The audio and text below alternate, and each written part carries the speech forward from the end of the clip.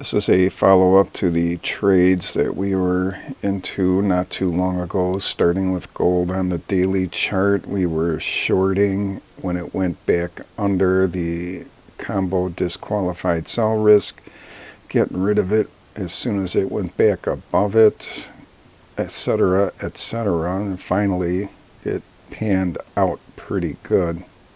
However, on the weekly gold chart into Mark, all of the risk levels were recycled, meaning after the 9 sell setup end count, the count went to 18, which is my recycle count limit.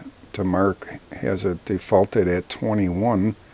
I always use 18, and it panned out 2. So all of these were recycled, and that's a double-edged sword, sort of. All of these recycle R's mean that gold is on a strong uptrend price move, and means that there will more than likely be more continued upside. I don't know about sooner rather than later, but the 18 is also an indication of, yeah, it was on a incredible run, but it could be a little bit exhausted, even though the 13s didn't say so. That price just kept plowing through all of them. So all of the risk levels were negated with the recycle count, so there's a clear shot to the upside with nothing really in the way as far as risk levels are concerned. Gold correlations in this daily chart are starting to turn the other way. So they are relative performance ratios, but I've always found that once they go into the negative section, that they are pretty much acting opposite of whatever you're going up against. So gold will go up as the S&P 500 goes down, so it's an inverse relationship.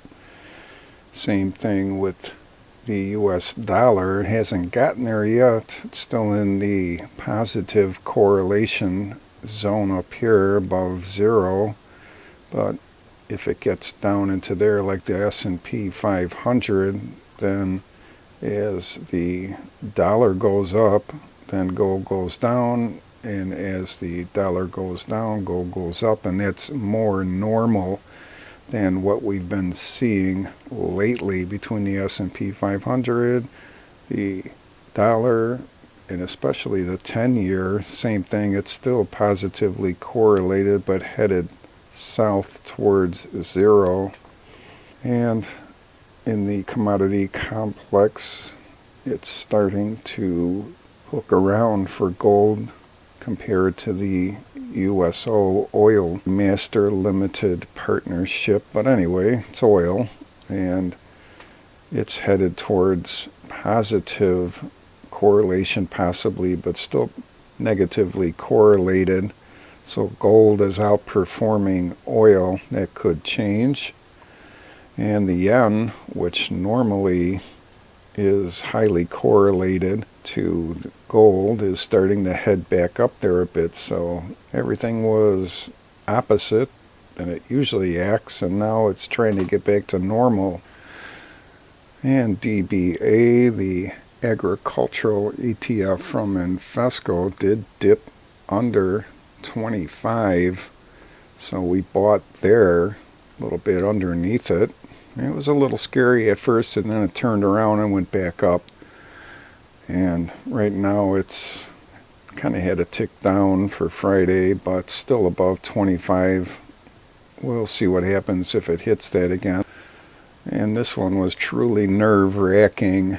So that's the IWN Value ETF Russell 2000 versus Small Cap Growth. So we were having a battle royale within the small cap space. You can see the range. It definitely went above this line, so it broke out. But look at that. It actually went back under and nailed that line and is headed down, so that's working. Short IWN, long IJT, and it looks like the growthy stocks are having a day in the sun, or people are flocking to them over value for sure.